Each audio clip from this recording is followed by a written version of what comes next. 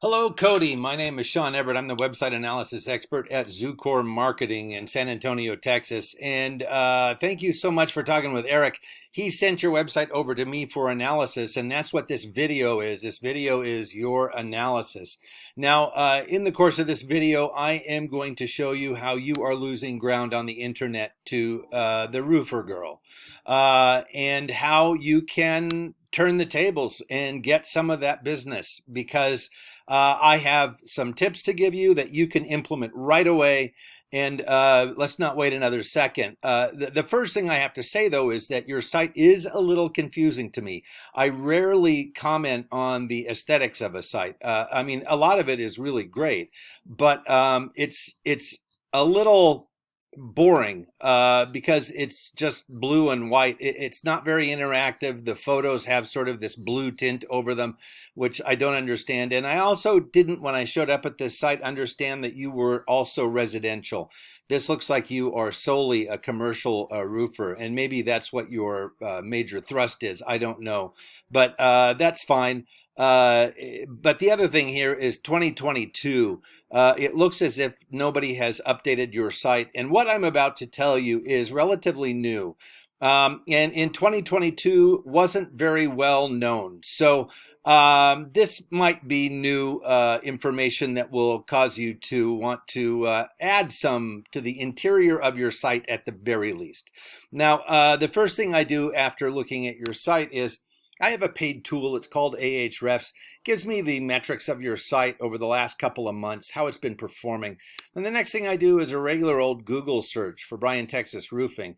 And the reason I do that is that Google is responsible for 96% of the traffic on the internet. Isn't that a crazy amount? I mean, if you had 96% of the roofing business in Bryan, I'm sure that somebody would eventually say, you know what, there is something fishy going on. But it's Google, and there is something fishy going on, but who knows? Maybe one day it will get sorted. In the meantime, Google is the gorilla, and when the gorilla wants to dance, well, we dance. So the reason I'm telling you about Google is because most people don't know how it works. And if you don't know how something works, then you cannot use it to your advantage.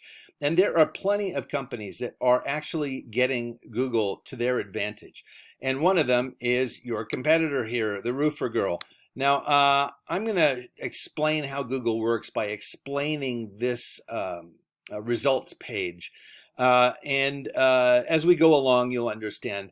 Google has an algorithm that it uses to determine the placement of everything on a Google search result page.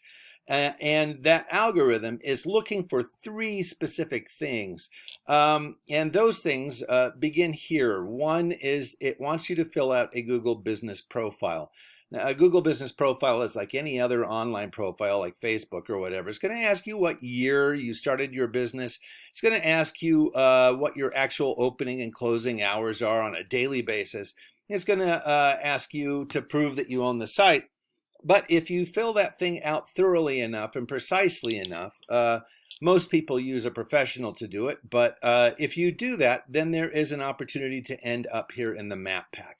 Now, the map pack is a great place to be because it is up near the top of a Google search. And, you know, people tend not to scroll very far.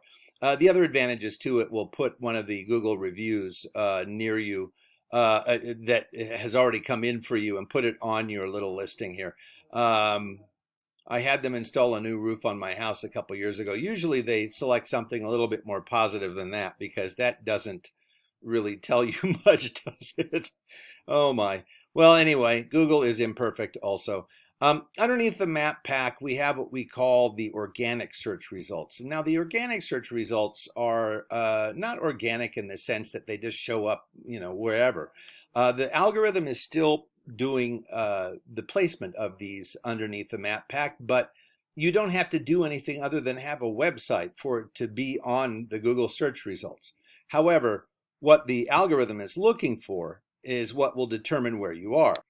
If you have already filled out the Google Business Profile, then that's number one. Number two is going to be content. Now I'm going to do something here really quickly. I'm going to take your website and I'm going to copy and paste it into this word counter. And the reason I'm doing that is because um, Google has a minimum requirement for words on the home page, and it's 1,500 words. Now you're almost halfway there. So it's not going to be difficult to add more words, and it's certainly not going to be difficult to add a few more photos and make it a little bit more, I don't know, customer friendly. And you can hide words in photos, as it were, too. But the reason that Google wants there to be more words on the website is because they want their search customers to arrive at a page and actually be educated about whatever it was that they typed into that Google search box. And whether that's about something in academia like oceanography, or whether that's about a roofer in Bryan, Texas, Google doesn't care. It wants their search clients to show up somewhere and go, oh, okay, now I know more. And it has determined that 1,500 words is the least amount of words that could be used in order to teach somebody about something. Now, where they came up with that number, I have no idea.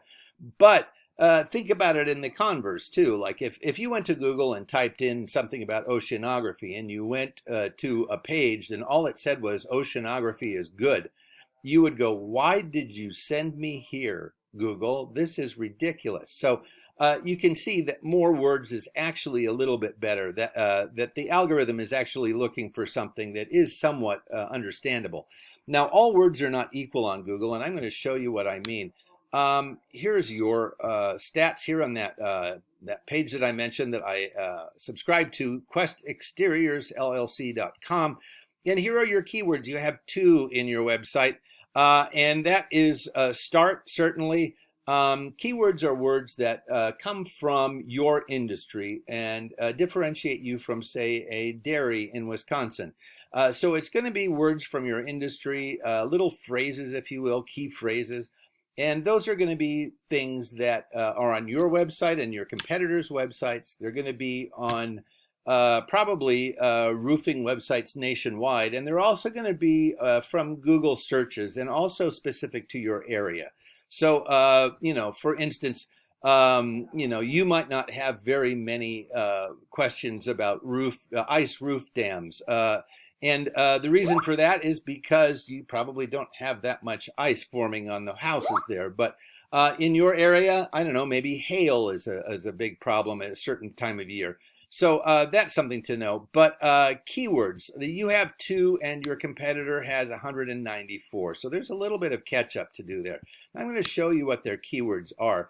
Roofing, Bryan College Station. Now, a bunch of these, like I said, are going to be about the place. And a bunch of them are going to seem really similar because the algorithm does not know our language. It only knows what it's looking for. It doesn't know singular and plural. It doesn't know roofing, and roofer are all related words.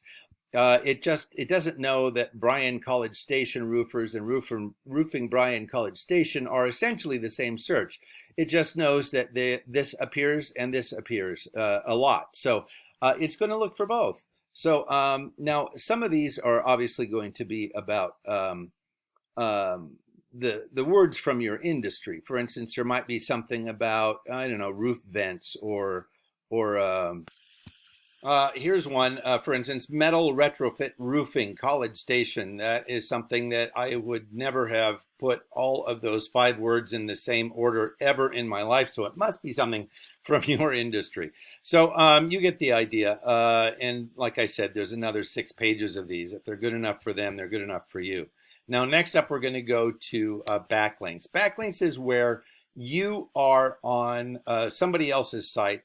Your link appears there. And if I click it, there is a link back to you. That's a backlink, like Yelp. I go to Yelp, I see your profile, click the link, and then I go back to you. That's your backlink. Now, you have 3 of those backlinks and referring domains. So, and your competitor has in the referring domains, that's what we're really interested in, 33. So you're 30 behind there. Now I'm going to show you what their referring domains are. Expertise.com, Yellow Pages, This Old House, Super Pages, Today's Homeowner, and so on. Now, a bunch of these you probably recognize. They're ones that are from your industry, certainly ones that people utilize a lot to look up contractors, and they're not hard to get on. For instance, Expertise.com is pretty simple. All you have to do is go to their website, and right up here, you're going to see Get Listed. There we go. There it is.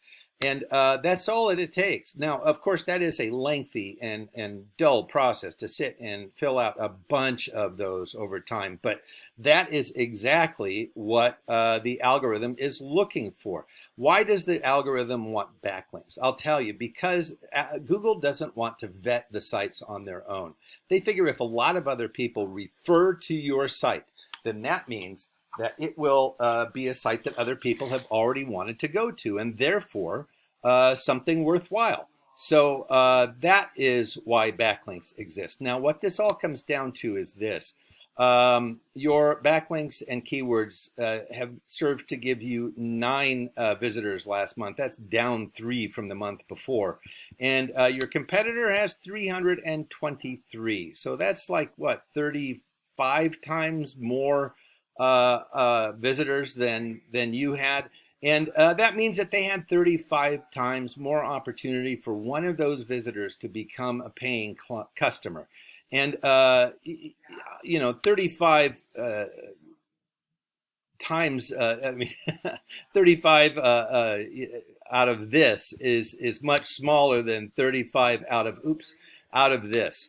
So obviously, mathematically, they just have a better opportunity. So that's what I'm talking about. Now, the final thing I'm going to do is I'm just going to look for Quest Exteriors here in the Google search. And the reason that I'm doing that is because, I just want you to think about your own Google behavior. When you are scrolling through Google and you're looking for something, how far down do you scroll before you say to yourself, you know what, maybe I have scrolled enough. I can probably find what I need from here on up, because I certainly have seen a bunch of things go by, but I'm looking for something in particular, and I don't know, maybe I won't find it, so I'm going to stop scrolling.